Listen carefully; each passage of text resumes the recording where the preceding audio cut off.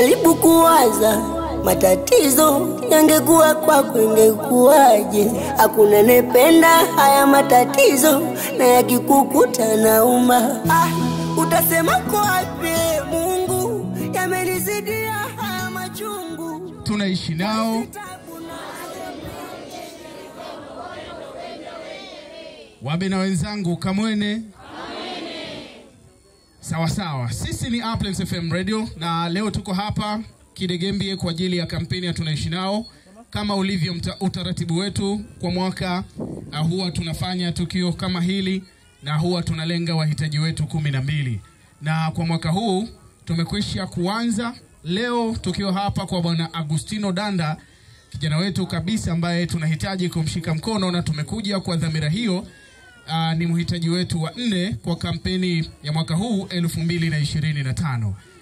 Tushukuru pia serikali ya kijiji cha Kidegembye na kata kwa ujumla kwa kuweza kutupokea sisi kama Radio Uplands FM.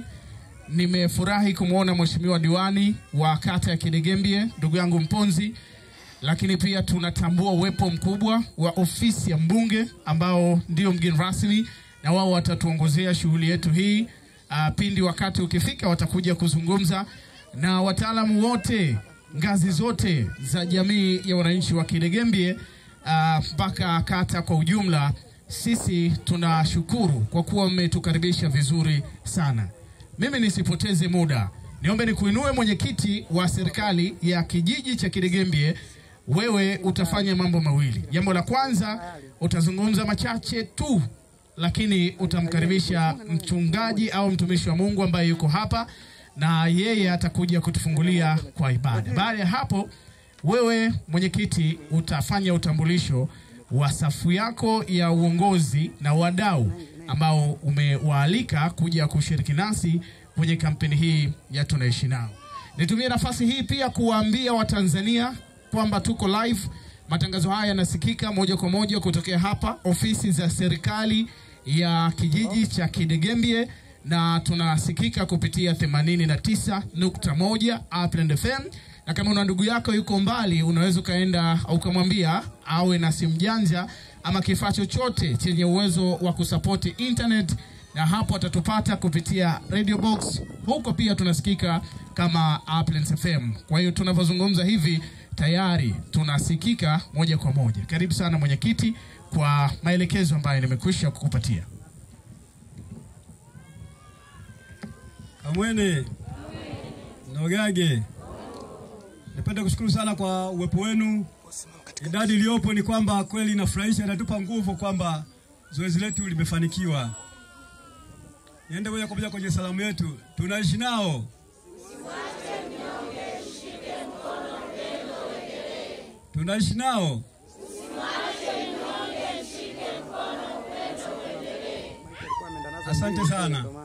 Naomba katika hayo mawili nitatoa moja, la pili nitalikamilisha baadaye, kwa sababu safu inaendelea kukamilika ya wadau hapa, tutaitoa baadaye. Lakini kwa wakati huu nitumie nafasi hii kumwenua mchungaji kwa ajili ya ombi tuweze kuendelea na utaratibu unaofuata. Asante.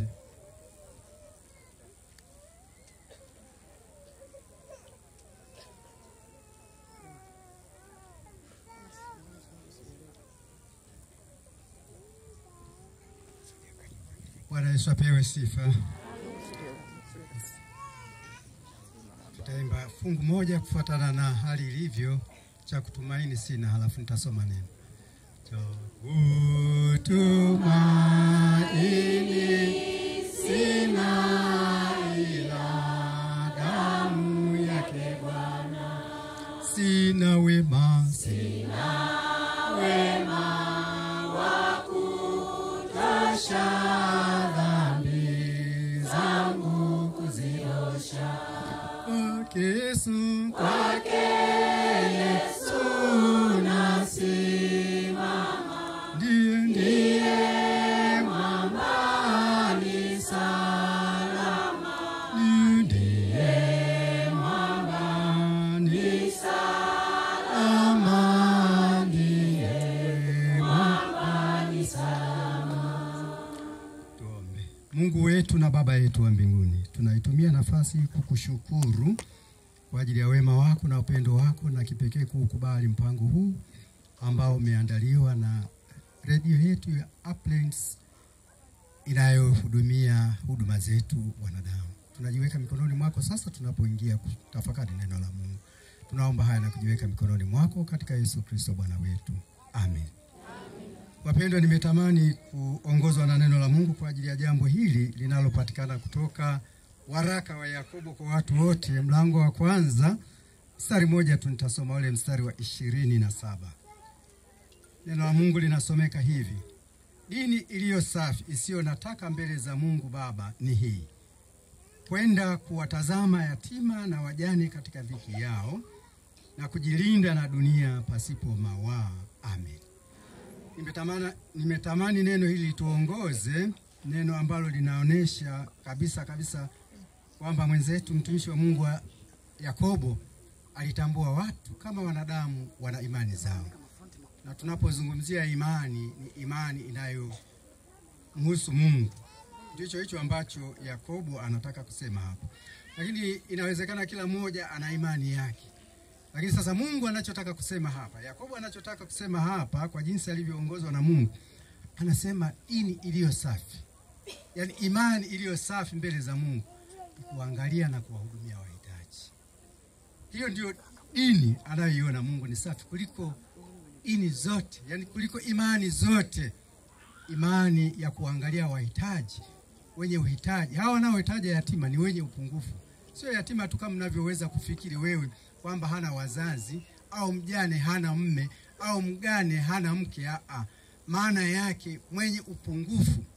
Hicho Mungu anachomwambia Yakobo awaambie watu wote. Kwa hiyo Mungu anapendezwa na watu wanaohitaji kumtegemea Mungu na kuwasaidia wahitaji mbalimbali. Nitumie nafasi kuishukuru sana redio hii kwa jinsi ambavyo inafanya. Mara nyingi tumefanya tofauti sana.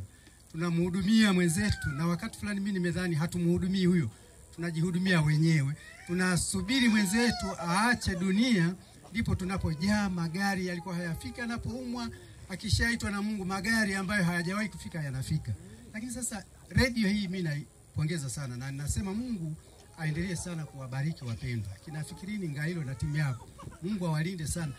Hii ndio huduma inayotakiwa. Tumhudumie wenzetu akiwa mzima, sio tukusanyike baada ya mwenzetu kuondoka. Kwa hiyo Mungu awabariki sana kwa huduma hii mnayoifanya. Tuombe. Mungu wetu na Baba yetu wa mbinguni, tumia nafasi kukushukuru tena kwa ajili ya nafasi ya pekee ambayo umeinua watumishi wako hawa, ambao mimi nawaita ni watumishi wako. Umeona sababu ya kwamba sasa tusaidiane kabla ya kuondolewa uhai wetu. Ibariki redio hii, endelee kuhudumia kadri Mungu anavyoongoza. Basi naomba haya katika Yesu Kristo aliye Bwana na Mwokozi wetu. Amen. Mungu awabariki sana. Amen. Bwana asifiwe. Amina. Niwakaribishe sana ndugu wote ambao mko hapa na wale ambao wanaendelea kufika. Pende kuwakaribisha sana kwa mikono miwili tuweze kujumuika kwenye zoezi la kumpa hatua moja mwenzetu aweze kusogea pale Muhimbili kwa ajili ya matibabu. Baada ya kusema niseme mkutano umefunguliwa. Karibuni sana.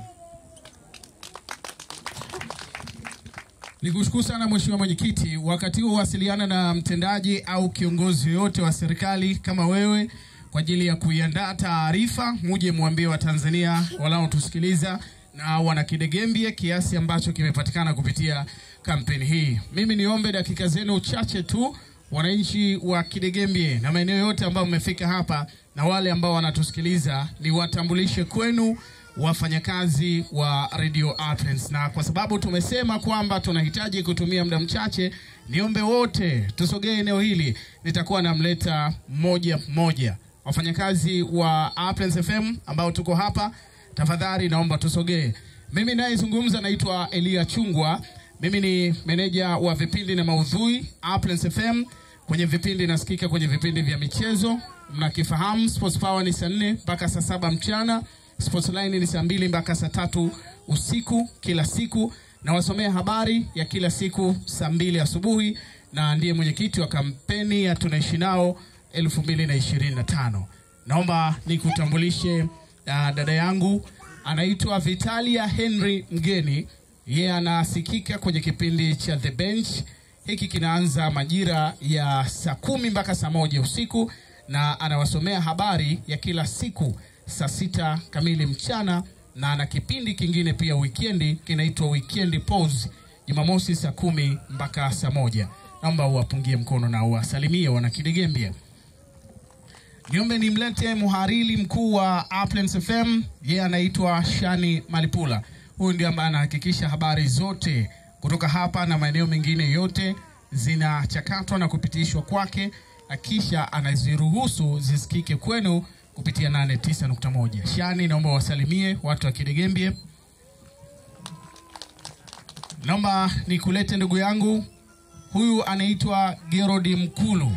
Anasikika zaidi kwenye kipindi cha michezo saa 4 mpaka saa 7, Sports Power ni mchambuzi, saa 2 mpaka saa 3, Sports Line ni mchambuzi, na anasikika kwenye Bumper to Bumper kila Jumamosi saa 4 mpaka saa 6 usiku. Wasalimie wana Kidegembye.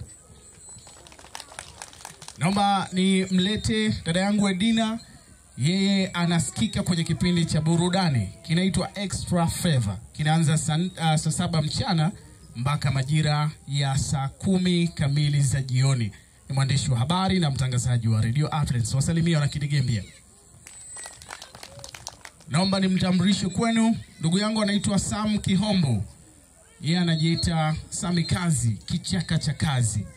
Anasikika zaidi kwenye kipindi cha Night Show Ijumaa mpaka Jumatatu kuanzia saa 6 mpaka saa 12 asubuhi, na ni mwandishi wa habari Uplands FM. Wapungie mkono wasalimie wana Kidegembye. Naomba nimlete kwenu DJ Jeda. Yeye kazi yake ni kuhakikisha tu mnapata burudani nzuri ya muziki. Anahusika zaidi kwenye vipindi vya burudani Weekend Pause saa 10 mpaka saa 1 Jumamosi. Anasikika pia kwa kazi yake ya muziki kwenye Extra Favor kila siku saa 7 mpaka saa 10 kamili. Wapungie mkono wana Kidegembye uwasalimie. Mbele yangu hapa yuko Nimrodi Mgoe. Jina lake la kazi anaitwa Gitu Bwax. Toa kofia tafadhali kwa hisani ya watu wa Kidegembye. Anahusika zaidi kwenye kipindi cha Extra Favor. Hiki ni kipindi cha burudani. Kinasikika saa 7 mpaka saa 10 Jumatatu mpaka Ijumaa. Anahusika kwenye kipindi cha Bumper to Bumper Jumamosi saa 4 usiku mpaka saa 6. Anasikika kwenye kipindi cha Ladha ya Kusini Jumamosi saa 4 mpaka saa 7 mchana. Anasikika pia kwenye kipindi cha Sunday Special Jumapili saa 4 mpaka saa 7 kamili za mchana. Wapungie mkono kama ishara ya kuwasalimia wana Kidegembye. Mbele yangu anaitwa Ato Isaki. Huyu ni mwandishi wa habari Uplands FM. Anasikika kwenye kipindi cha Sauti ya Watoto. Wasalimie watu wa Kidegembye na wapungie mkono. Naomba ni walete ndugu zangu wa digital. Hawa ni watu ambao wanasimamia maudhui yote ya mitandaoni, na wanahakikisha sisi kila kinachoendelea hapa mnakipata humo. Na baadaye nitakuja kuwauliza watu wa Kidegembye ni nani ambaye ametufollow au anatufuatilia kwenye mitandao yetu ya kijamii. Anaitwa Benedicto Akley. Huyu ndiye mkuu wa idara hiyo ya digital. Wapungie mkono kuwasalimia wana Kidegembye. Naomba nimlete kwenu Luka Mgaya. Huyu ni mkuu wa idara ya muziki Uplands FM. Najua mnamfahamu kwa jina la DJ Luka Show. Na hapa anatusaidia kwenye kitengo cha digital, lakini pia ndio fundi mitambo ambaye anahakikisha kwamba sisi tunasikika live kutokea hapa kwenda makao makuu ya Nazareth Njombe, na tuwafikie Watanzania wengi wapate kusikia kinachoendelea hapa. Wapungie mkono kuwasalimia wa Kidegembye. Hiyo ni sehemu tu ya wafanyakazi wa Uplands FM. Najua mnatamani nimtambulishe mratibu wa kampeni, kwa kuwa na yeye ana nafasi ya kuja kuzungumza mbele yenu. Atakuja, atajitambulisha na atazungumza machache kulingana na muda ambao tutakao kuwa nao. Kwa sasa naomba nikulete mwenyekiti wa serikali ya kijiji cha Kidegembye kwa mara nyingine. Kama utafanya utambulisho itakuwa ni vyema zaidi, ili tuwafahamu watu ambao uko nao na safu yako, na kisha utupe taarifa ya michango ambayo imekusanywa kwa wananchi wa kijiji hiki. Karibu sana. Nijielekeze moja kwa moja kwenye michango kwa sababu ya muda na hali ya hewa tulionayo, na nielekee kwa ujumla Kwa ujumla sisi kijiji chetu tumeweza kukusanya shilingi milioni 2,536,150 ambapo mchangano wake pia tumefanya matumizi ya shilingi 117,000. Hivyo tunabakiwa na shilingi milioni 2,419,150. Lakini pia tuna michango ya umma hivi tunavyoongea, wakati huu inaendelea kukusanywa huko kwa ndugu Getruda Mlelwa. Kwa hiyo michango inaendelea na tunaamini tutaweza kuvuka hii idadi ya fedha. Lakini pia tuna michango ya vitu mbalimbali. Tuna michango ya maharage, tumepata lita 44. Lakini pia tuna michango ya unga, tumepata lita 17. Lakini kuna mchango ya mahindi, tumepata lita 170. Lakini pia kuna chumvi pakiti 4, parachichi kilo 33. Lakini pia kuna bunda la kiberiti 1, kuna suruali, lakini pia tuna nanasi 1. Kwa hiyo michango hii imetokana na wadau ambao tuko nao katika kijiji, lakini pia tuna michango ya vitongoji kutoka vitongoji mbalimbali. Naomba kuwasilisha kama kuna nyongeza pia tunaweza kupata au tunaweza kupitia. Labda nyongeza ni kama ifuatavyo. Hayo matumizi aliyosoma hapo ni kwa ajili ya generator mafuta shilingi 17,000, lakini pia kuna bodaboda shilingi 2,000 kama unajumlisha, lakini pia kwa ajili ya redio hii ambayo inatusaidia hivi leo, ndio matumizi yake kupata jumla yake iko hivyo. Hatuna matumizi mengine nje hapo kwa sababu shughuli ya leo hapa inahitaji pesa. Asanteni sana, nawashukuru sana. Sawa, tunawashukuru sana viongozi wetu na pia tunawashukuru wananchi wa Kidegembye na maeneo yote Havanga, Image, kote ambako mmetoa fedha zenu kwa ajili ya ndugu yetu Agostino Danda. Kwa mwamko huu mnatupa moyo, na sasa naomba nisipoteze muda nikukaribishe mratibu wa kampeni ya Tunaishi Nao.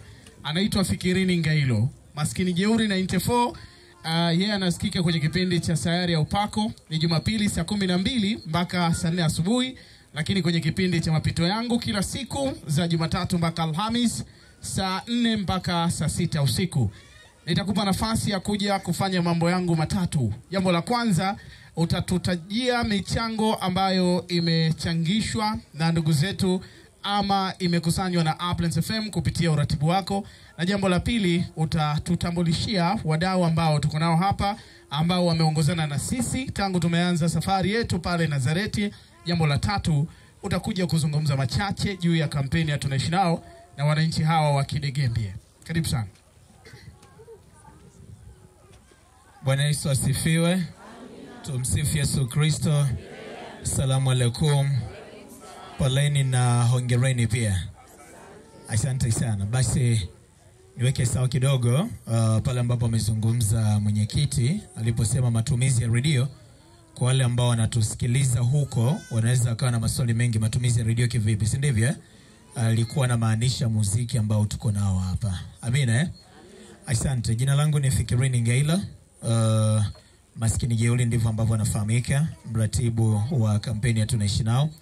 Kwanza naomba nianze kwa kutoa shukurani za dhati kwenu nyote kwa namna ambavyo mmeweza kujitokeza. Kidegembye hoye. Naomba tupungiane mikono namna hii.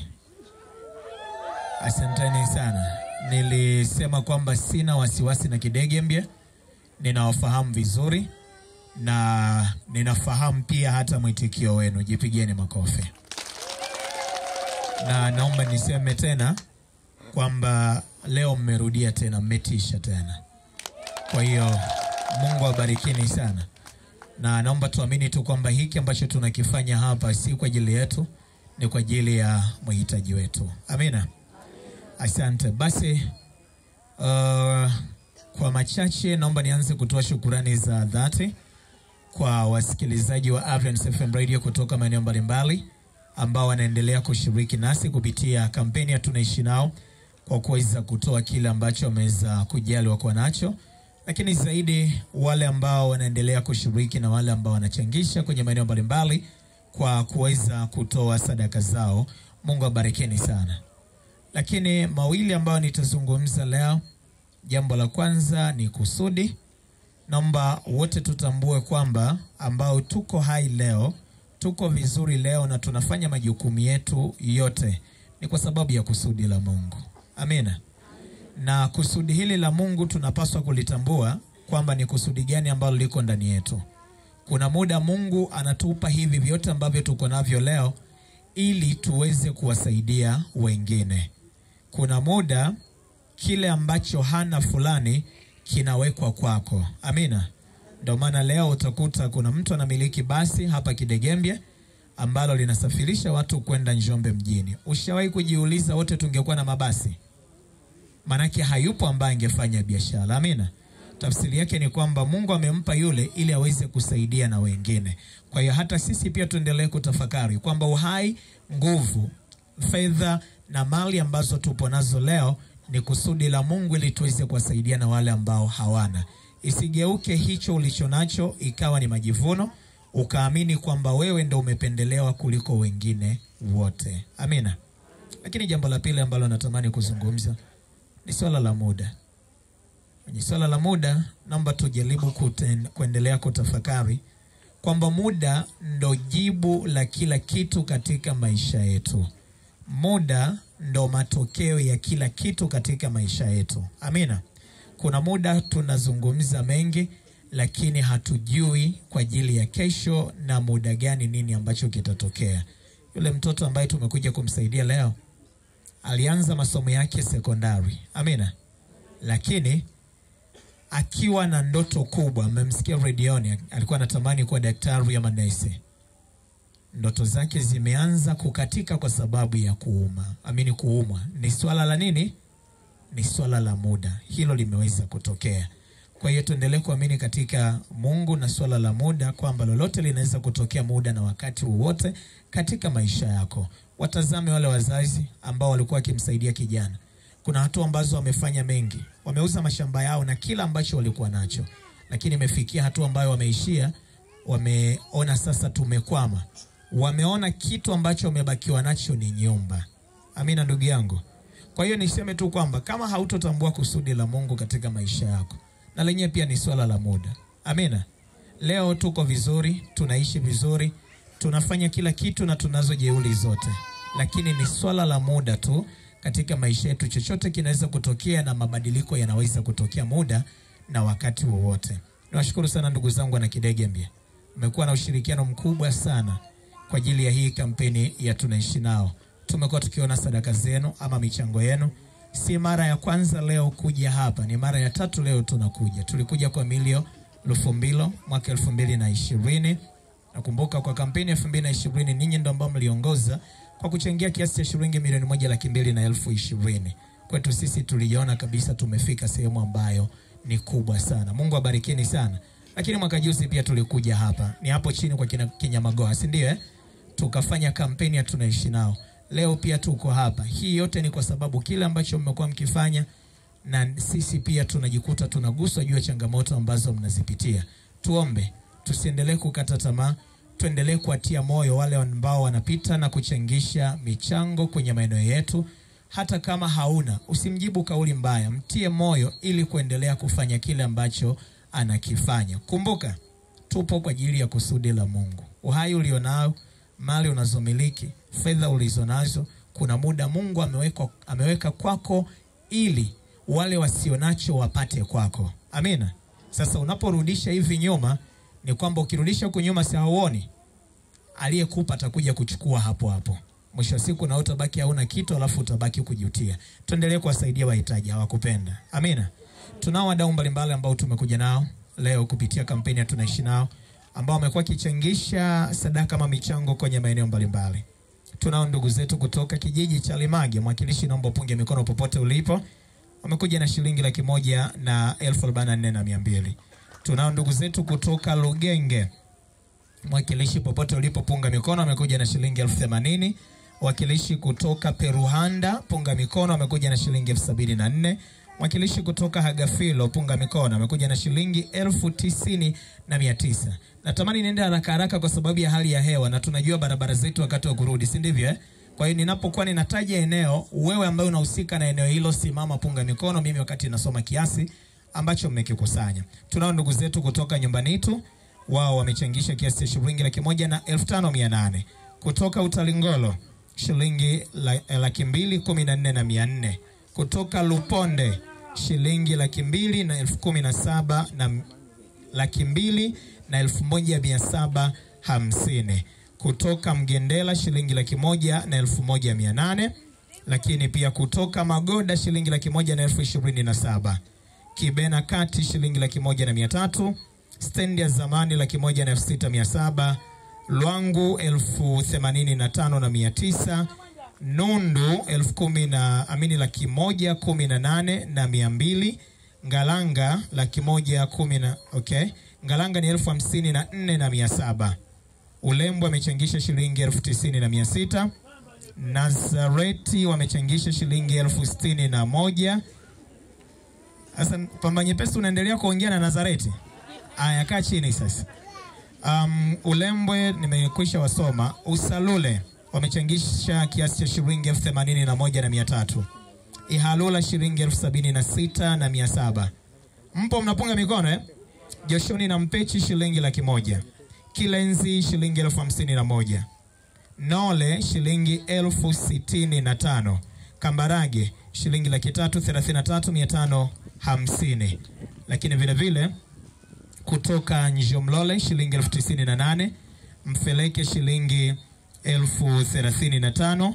Uwemba 2,200. Yakobi 2,600. Mnapunga mikono eh?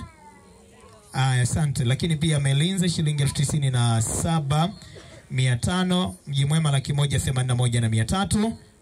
Lakini pia Itipula shilingi 121,500. Iwafi shilingi 90,500. Utelewe shilingi 60,000. Msete na stendi mpya 137,600. Igima shilingi 200,000. Ihanzutwa shilingi 89,000.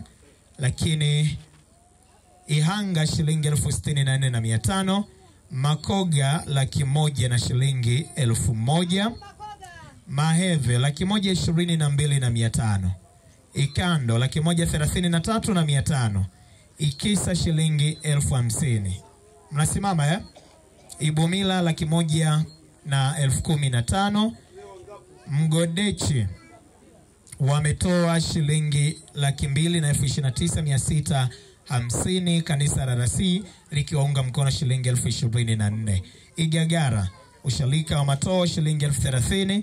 Lakini jumla yake ni shilingi 99,500. Zile fedha ambazo zilikuwa zikitumwa kwenye namba mratibu pamoja na lipa namba studio, tumepokea kiasi cha shilingi 1,200,30, ambapo jumla yake sasa inakuwa shilingi 6,62,450.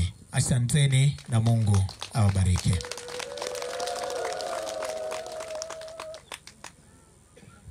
Sawa, tunakushukuru mratibu wa kampeni, lakini pia tuwashukuru Watanzania wenzetu ambao wanatusikiliza. Tuna imani kwamba hii 6,000,000 imetoka kwao ama kwa kutuma kupitia namba zetu ambazo tunazitaja mara kwa mara pale redioni, ama kwa kukusanya michango ya fedha na vitu vingine kupitia kwa ndugu zetu ambao wanapita mtaani kwenu. Kwa hiyo wale ambao tunasikilizwa kwa sasa, sisi tunawashukuru.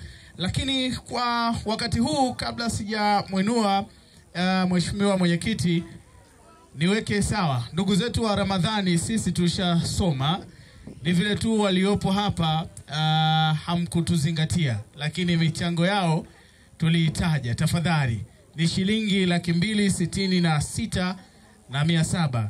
Na kwa kuwa tunayemgusa ni Agustino Danda, ndugu yake Deogracia Danda ndiye ambaye ametutuhumu, na sisi tumepokea tuhuma zako na tumesema tunashukuru pia kwa wananchi wa Ramadhani. Kwa kuwa mwenyekiti simuoni, naomba kwa sasa ni kuinue mheshimiwa diwani. wewe uje uzungumze na wananchi wako hapa wa Kidegembye, uje uzungumze machache juu ya kampeni ya tunaishi nao, uzungumze pia na Watanzania wenzetu ambao wanatufuatilia kupitia Uplands FM, na wewe ndiye ambaye utamuinua mheshimiwa mbunge ambaye ametuma mwakilishi wake. Katibu ndiye mgeni wetu rasmi na atakuja kuzungumza machache juu ya kampeni ya tunaishi nao, na yeye ndiye ambaye atakayetuongozea kapu la nyumbani kwa wale ambao hawakupata nafasi ya kukusanya michango au wamekuja na sadaka zao hapa. Karibu sana mheshimiwa diwani.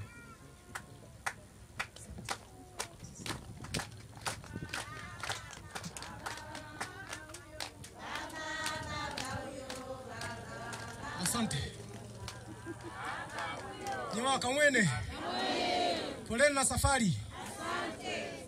Basi nataka niseme ndugu zangu, kwanza nataka niseme hivi, naishukuru Radio Uplands kwa kufika leo hapa kuja kushirikiana hapa katani kwangu. Mimi nataka niseme ndugu zangu, hii radio tumeanza kushirikiana, kuja kwetu hapa ni awamu ya 3. Tulianza kwa kidogo, lakini kwa sasa hivi nakuta mwamko upo na tunafika mara kwa tunasogea. Lakini nataka niseme ndugu zangu ni kwamba hivi, sitakuwa na mengi sana kufika mara kuongea kutoka na hali ya hewa. Mimi nataka niseme hivi, naishukuru Radio Uplands kwa hii jitihada ambayo inakuwa inaifanya. Fikirini Ngailo kwa uratibu wake mzuri ambao anakuwa anaenda nao, kwa sababu amefika mara kuionyesha radio hii na ifike mara ionekane inatuheshimisha kwa mkoa wetu wa Njombe. Ni radio mama ambayo inafanya majukumu ya kufika mara kuweza kuona uhitaji watu tunao kufika mara tunakuwa nao. Mimi nipende kushukuru kwa hili. Nataka niseme kuwa ni kwamba na radio zingine za nchi ziige mfano huu ambao tunafika mara tunaenda nao kwa jafu kama kampeni tunaishi nao. Mimi sitakuwa na mengi. Nataka niseme nashukuru kwa kuwepo Radio Uplands hapa kufika mara kumuunga mkono yule mhitaji ambaye tunaye hapa Katani. Na wananchi wote kiujumla tutashirikiana. Na mimi nataka niseme kuwa ni kwamba nitashiriki kwenye kapu la pamoja na mbunge, tutakuwa wote. Wakati kapu tunalianza tutakuwa wote, tutashirikiana, tuko pamoja. Lakini kwa nafasi hii niombe kumuinua katibu wa mbunge aweze kuongana machache.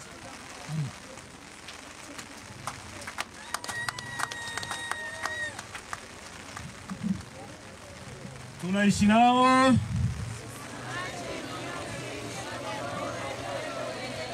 Kidegembye oye. Tupungiane mikono namna hii hata kama tumevaa miavuli. Nirudie tena kauli mbiu, tunaishi nao. Asante sana kwa nafasi, mheshimiwa diwani wetu wa kata ya Kidegembye na viongozi wote ambao mko meza kuu, lakini pia na waratibu wa shughuli hii ya Uplands Radio.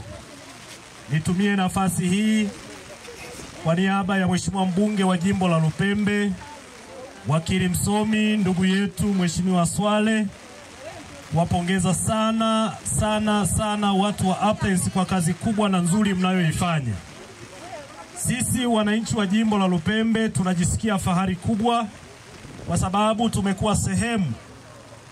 tumekuwa sehemu ya radio hii Uplands. Na niwaambie wananchi wa Lupembe tunapenda sana kuisikiliza radio hii. Asanteni kwa huduma ambayo mnaitoa.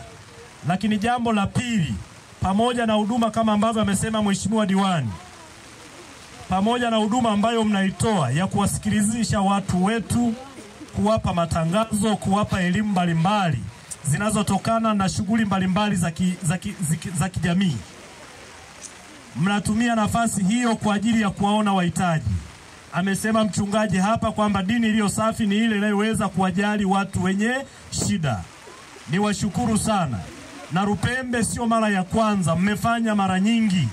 Mmeshafanya Uwanginyi, mmefanya Lialalo, juzi mlikuwa Itunduma, na hapa Kidegembye mnarudi kwa mara ya 3.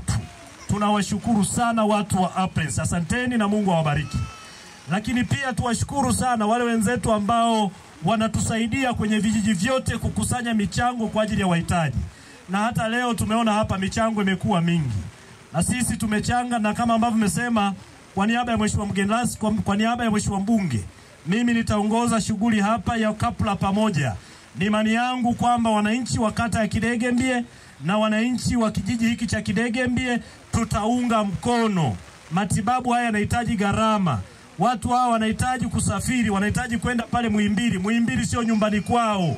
Ni wageni, watahitaji kulala, watahitaji kula. Kwa hiyo sisi tuwe sehemu ya faraja kwa ajili ya jambo hili. Kidegembye oye! Kidegembye oye! Tunahitaji tuwe sehemu ya faraja kwa ajili ya mgonjwa wetu.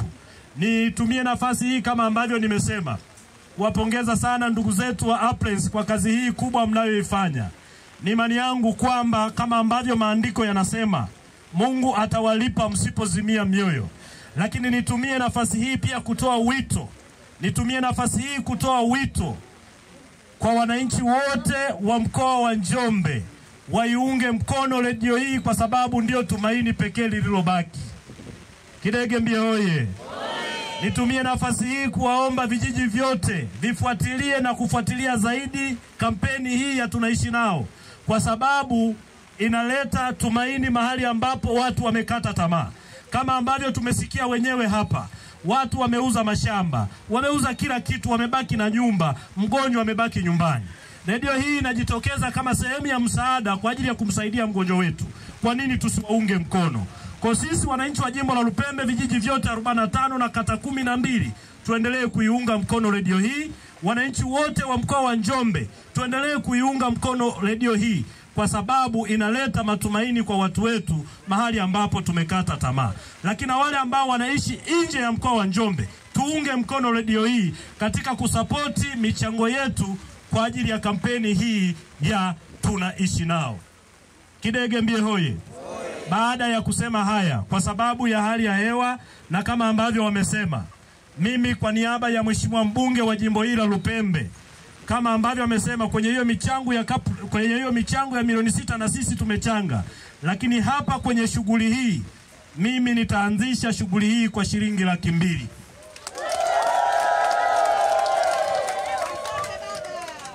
Basi baada ya kusema maneno haya, niwashukuru wote tuliokuja hapa, na niwashukuru sana wananchi wa Kidegembye. Kama ambavyo amesema ndugu yetu Fikirini Ngailo, sisi tu wamoja, na tunawashukuru kwa sababu tumeonyesha upendo wa dhati, tumejitokeza wengi. Lakini pamoja na hali ya hewa tumetulia, tumebaki hapa ili tushirikiane katika tukio hili. Kwa niombe hilo kapla pamoja lisogee sasa, ili wananchi wa Kidegembye tuungane pamoja kwa ajili ya kumsapoti mwenzetu. Kidegembye, si tuko tayari? Kama uko tayari pamoja na mimi mgeni rasmi, punga mkono namna hii. Punga mkono, ambaye hapungi jirani yako muangalie vizuri. Punga mkono namna hii. Asanteni sana na washukuru sana kwamba tuko pamoja na kimbili hii hapa. Asante sana.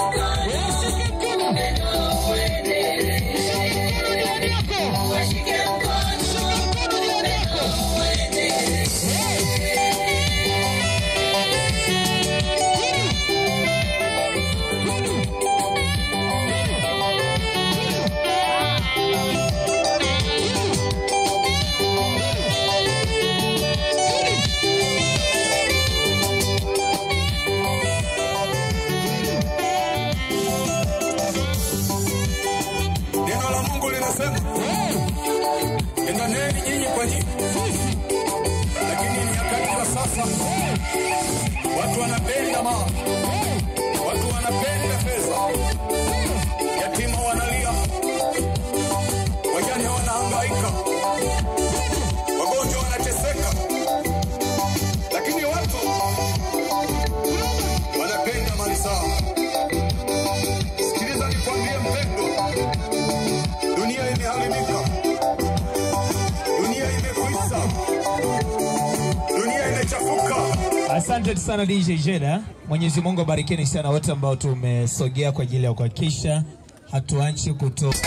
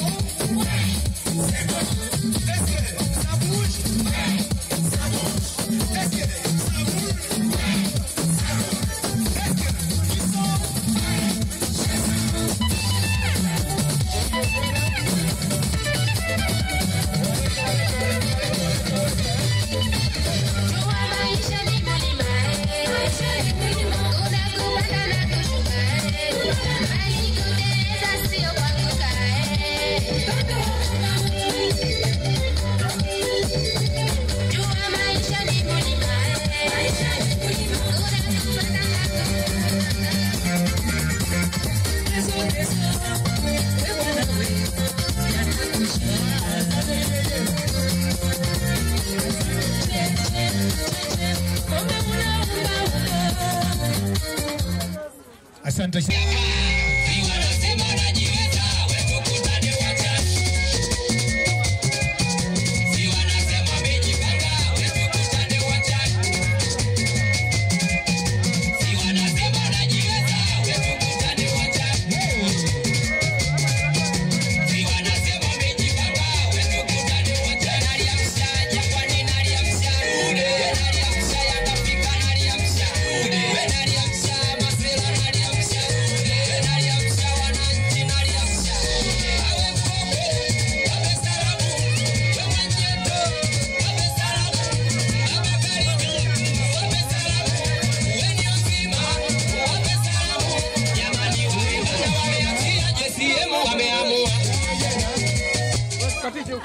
Tayari bado? Naomba tutunze muda pia. Nipo nje shilingi 10,000 kwanza. Here we go. Makofi moja kwa baba yake. Makofi mawili kwa moyo wake. Makofi matatu kama unajikubali. Piga makofi mengi kama unaipenda Simba.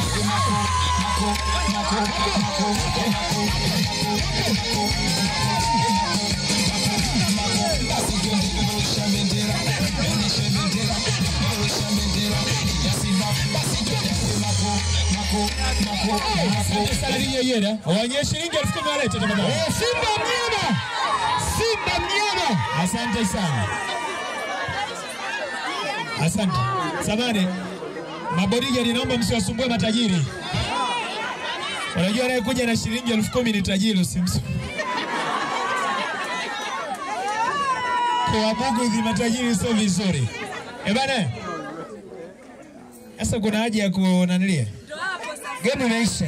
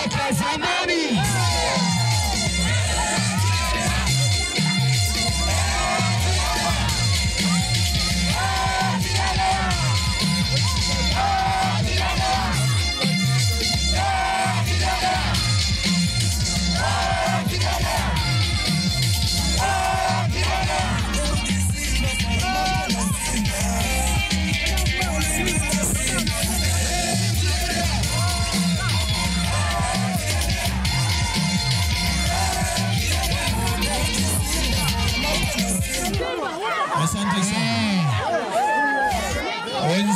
Wenzetu wa kule Dar es Salaam walizungumza mengi sana juu ya namna ambavyo game ile iliahirishwa. Kwa hiyo hata sisi wa Njombe hatukuwepo kule, lakini tuliungana na kila alichosema na sisi tusingeweza kukubali. Naomba hicho chombo, mtumishi wa Mungu Mgalia, ni kuombe baba. Bwana Yesu asifiwe.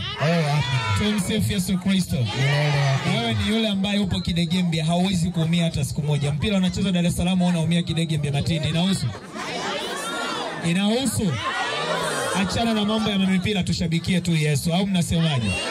DJ naomba niletee mashabiki wa Yesu wote. Twende DJ J.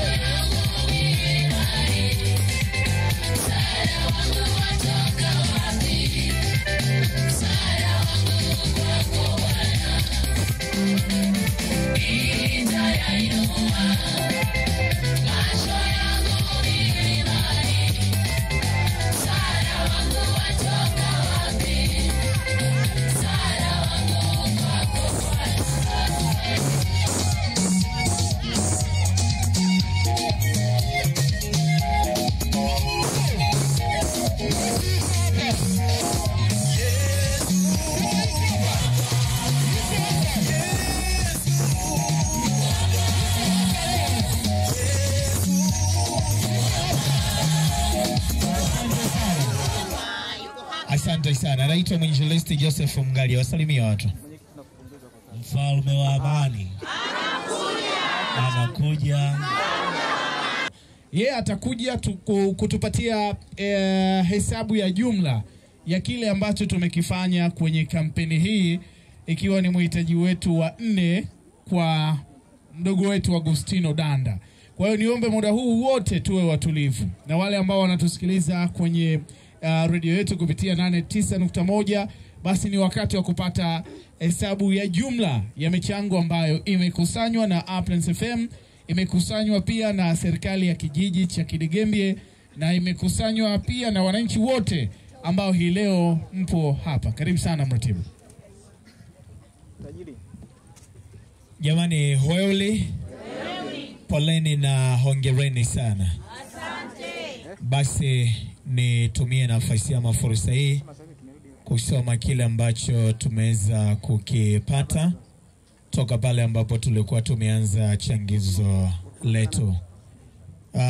Tuliweka kabla nyumbani hapa, nikasema kila mmoja aweze kupita fanya jambo, lakini tumetoa kiasi cha shilingi milioni 1,129,350 ambazo mchanganuo wake ni kwamba mwakilishi wa mbunge kwa maana ya katibu alianza na shilingi 200,000, diwani akamunga mkono kwa shilingi 50,000, amini 100,000, namba mnieradhi ni 100,000, lakini pia kina Mlimbila kutoka pale Matiga Njola shilingi 50,000. Lakini tuliweka kikapu hapa chombo, kila mmoja aweze kupita toa sadaka yake. Tumetoa jumla shilingi 4,11,200. Baadaye nikasema kina mama nanyi mje mweze kufanya jambo. Mmetoa shilingi 98,800. Lakini hii imenionyesha namna ambavyo wanaume wa eneo hili mko vizuri, mnaacha hela za matumizi kwa wake zenu, na sio kama mnaacha chache, mnaacha nyingi, na hii imepelekea wanaume ninyi kubakiwa bila kitu. Mmetoa shilingi 55,700. Lakini pia tukasema ni nani aliyekimbia kwenye dabi ya tarehe 8? Majibu yanaendelea kupatikana. Yanga amepata shilingi 39,100. Simba amepata shilingi 74,500. Lakini tukaleta mashabiki wasioshabikia mpira, wao ushabiki wao ni kwa Yesu, wametoa shilingi 54,250. Tukasema wenye uhakika wa kula nanyi mje hapa, ambao mna uhakika wa kula leo jioni, wametoa shilingi 32,800. Lakini pia kuna vikundi vilikuja hapa wametoa shilingi 13,000. Hiyo imeleta jumla shilingi milioni 1,129,350 ya kapu la nyumbani. Maana hizo ni fedha ambazo zimetafutwa hapa wakati tunaendelea. Amina. Kwa maana hiyo sasa, tukijumlisha michango ama sadaka ambazo zimetokana na kapu la nyumbani, sadaka ambazo zimekusanywa na wakusanyaji mbalimbali kutoka kwenye maeneo mbalimbali kupitia Uplands FM Radio, kile ambacho kimekusanywa na serikali ya kijiji cha Kidegembye, basi tumepata mpaka sasa hesabu yetu tumefunga na shilingi 9,610,900. Tumepata kiasi cha shilingi 9,610,900. Mungu abarikeni sana wale wote ambao wameendelea kujitolea kwa ajili ya mhitaji wetu ambaye tuna imani ataenda hospitali, lakini zaidi hata wale ambao mnatusikiliza kupitia Uplands FM Radio na maeneo mbalimbali. Kesho asubuhi saa 2:30 tutatangaza mhitaji anayefuata kupitia kampeni ya Tunaishi Nao. Ni nani? Yuko wapi? Ana changamoto gani? Basi tusisite kumshika mkono pia. Asanteni na Mungu abarikeni sana.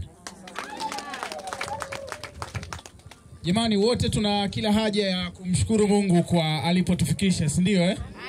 Na pia tuwashukuru na wenzetu ambao wanatusikiliza. Tunajua kwamba hawajafika, ila kiasi ambacho kimepatikana walao kitakwenda kumsaidia Agustino Danda. Sasa muda huu niombe wananchi wawili, na nianze na mzee wangu Zebedayo. Wewe uje ushukuru kwa niaba wananchi, na atafuata dada yangu Tumpe Wikech, si ndio, kwa ajili ya kushukuru kwa niaba ya wananchi wa Kidegembye. Karibu sana mzee wangu.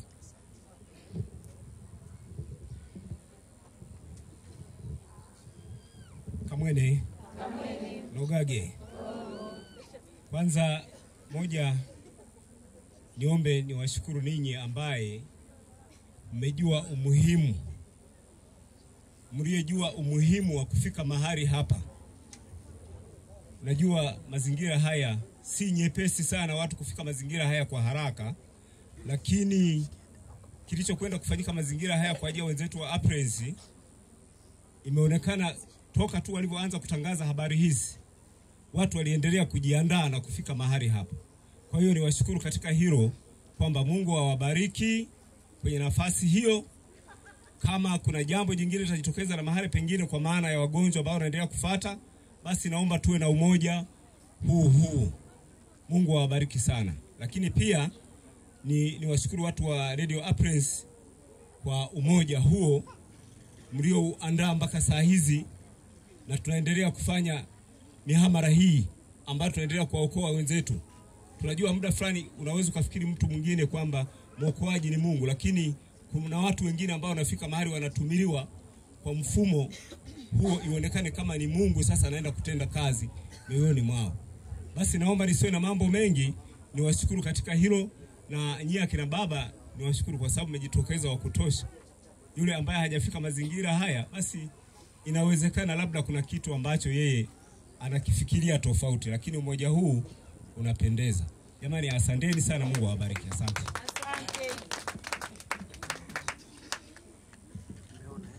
Amina. Bwana Yesu asifiwe. Amina. Binafsi nichukue nafasi hii kuwashukuru kwa moyo wenu mliojitoa kufika mahali hapa kwa ajili ya Agustino. Najua mlilofanya ni jema kwetu sisi, hata kwa Mungu pia, na mmefanya sadaka. Pia niwashukuru redio yetu kwa kazi kubwa na nzuri wanaoifanya kwa ajili ya sisi.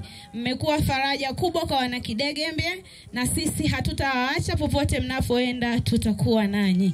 Asante viongozi wa kanisa na wengine wote mlioshiriki siku hii ya leo.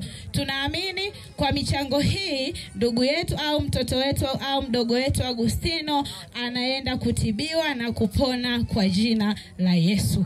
Asanteni kwa mchango wenu. Karibuni na siku nyingine. Wana Kidegembye, tusichoke. Najua wiki ijayo kutakuwa na michango mingine. Tusichoke wala tusijibu vibaya. Tushiriki kwa hali ya juu kwa chochote ulichonacho. Asante, Mungu awabariki. Jamani, hiyo ni sauti ya wananchi wa Kidegembye wote kutoka kwa Tumpe na mzee wangu Zebedayo.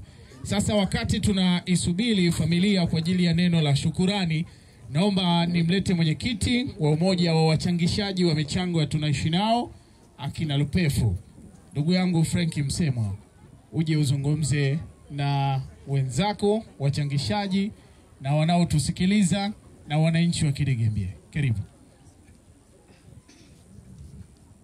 Bwana Yesu asifiwe. Amina. Tumsifu Yesu Kristo. Milele amina. Asante. Basi mimi nina mengi sana ya kuzungumza, lakini kulingana na muda mnifuatilie. Awamu ijayo najua kuna sehemu tunaenda kumsaidia mhitaji.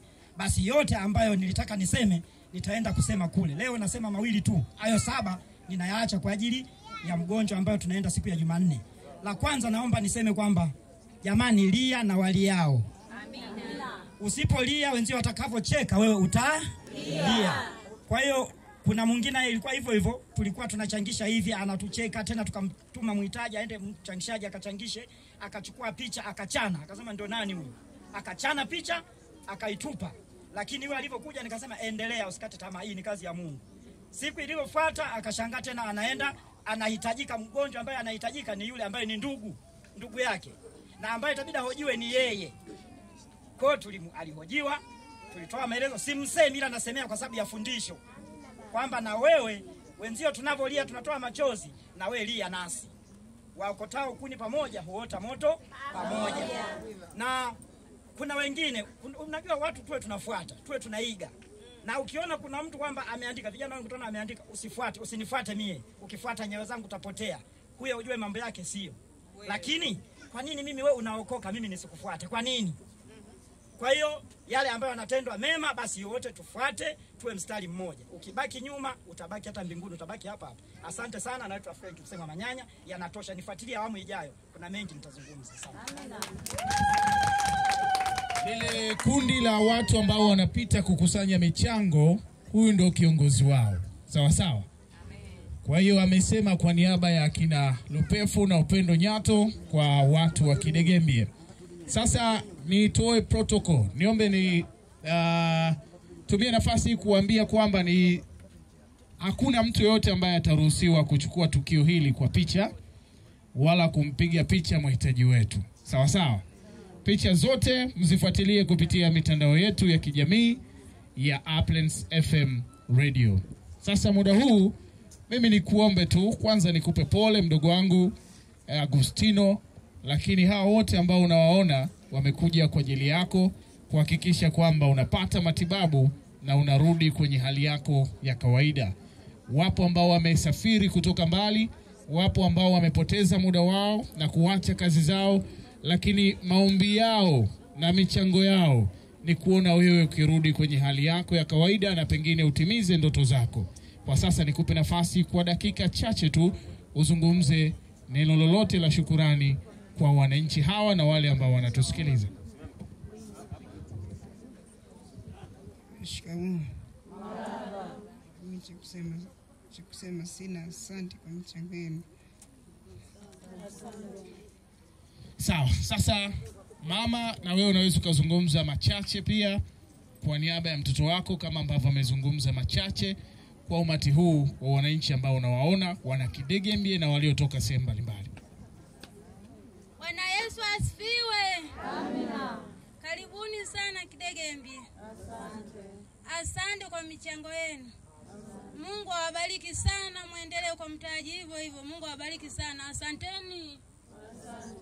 Sawa, na wewe mzee wangu sogea hapa uje uzungumze na Watanzania ambao wanatusikiliza na hao wapo hapa, ili wasikie kauli yako kama baba unamsaidia je mwanao kwa kilichopatikana. Bwana asifiwe. Amina. Nashukuru sana kwa kuniunga mkono ili ndio kumtibu huyu mwanae. Asante sana. Amina baba. Nyakati kama hizi kuna muda unaweza ukakosa maneno. Kwa hiyo hata maneno ambayo wanayozungumza hapa sisi tuamini tu ni kwa sababu ukifanyiwa jambo unakosa maneno, ila tuwaombee na michango yetu ambayo tumeitoa tuiombee ikafanye kazi kwa Agustino. Naomba nikulete mwenyekiti wa serikali ya kijiji cha Kidegembye. Wewe utashukuru kwa uratibu wa zoezi hili kwa hapa na kisha utamunua mtumishi wa Mungu, yeye atakuja kuhitimisha kwa sala. Karibu sana mwenyekiti.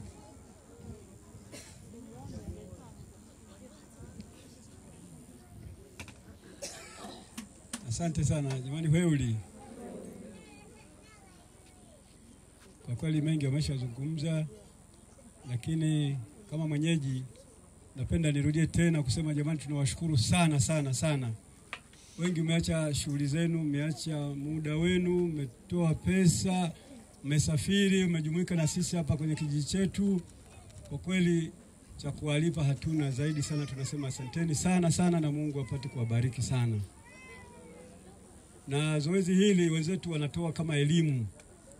Sasa basi elimu hii naomba wana Kidegembye tuichukue kuanzia kwa mabalozi wetu kwenye vitongoji, tuendelee kufanya huduma hii ambayo hao wenzetu wa redio wanaitoa, ili basi hii halaiki ya leo iwe kama ni ziada, lakini sisi tuanze sisi wenyewe kwanza. Na tuache kuwaficha wagonjwa. Usione kama umetengwa kumbe hujatoa taarifa, mtu mwingine anasema hataki ajue eti kwa sababu ya zile imani nyingine. Jamani, naomba tubadilike. Tubadilike, tutoe ushirikiano kwa wagonjwa ambao wako majumbani wetu, tuwasaidie. Uwezi peke yako, washirikisha balozi kitongoji ili kusudi ajisikie faraja. Ugonjwa unaweza kumchukua wakati mgumu kupona, pengine anajihisi mpweke, kutengwa na nini, uwezo hana, hali inazidi kuwa mbaya, lakini akiona majirani wanatokea, tunampa ushirikiano, anasikia faraja sana, hata anapopata matibabu afya yake inaweza kurejea mara moja. Kwa kweli niwashukuru sana watu wa Radio Upland kwa kile mnachokifanya, ni kitu kikubwa sana, tunawashukuru. lakini pia kama Kidegembye, kama mwenyekiti wa kijiji, naomba niahidi kwamba tutaendelea kutoa ushirikiano kadri ambavyo wana Kidegembye kikweli hawanaga jambo dogo kwenye matukio kama haya. Na niseme Mungu awabariki sana, na kwa nafasi hii mwenyewe mtumishi wa Mungu aweze kuhitimisha kwa sala. Karibu. Tunakushukuru Mungu kwa ajili ya haya yote yaliyofanyika kwa ajili ya mwenzetu Agustino Danda. Endelea Baba kumpa ponyaji hata kwa ajili ya sadaka hizi ambazo watu wako wametoa. Baba, sasa ninaomba kwa ajili ya sisi tuliopo na wenzetu wengine watakao safiri, watatumia vyombo mbalimbali, uwalinde, linda hata vyombo watakavyotumia katika usafiri. Baba, tunaomba haya tukiombea radio yetu ya Uplands iendelee kutenda kazi hii njema, na zaidi sana utusaidie wanadamu kubadilika kutoka kwenye mazoea ya kuwahudumia watu wakipoteza uhai, tuanze sasa kuendelea kuwahudumia wakiwa wazima. Baba, tunaomba haya katika Yesu Kristo aliye Bwana na Mwokozi wetu. Basi wapendwa katika Bwana, pokeeni baraka za Bwana. Bwana akubarikie na kukulinda. Bwana akuangazie nuru za uso wake na kufadhili. Bwana akuinulie uso wake katika amani ya Bwana wetu Yesu Kristo. Amen. Mungu awabariki sana.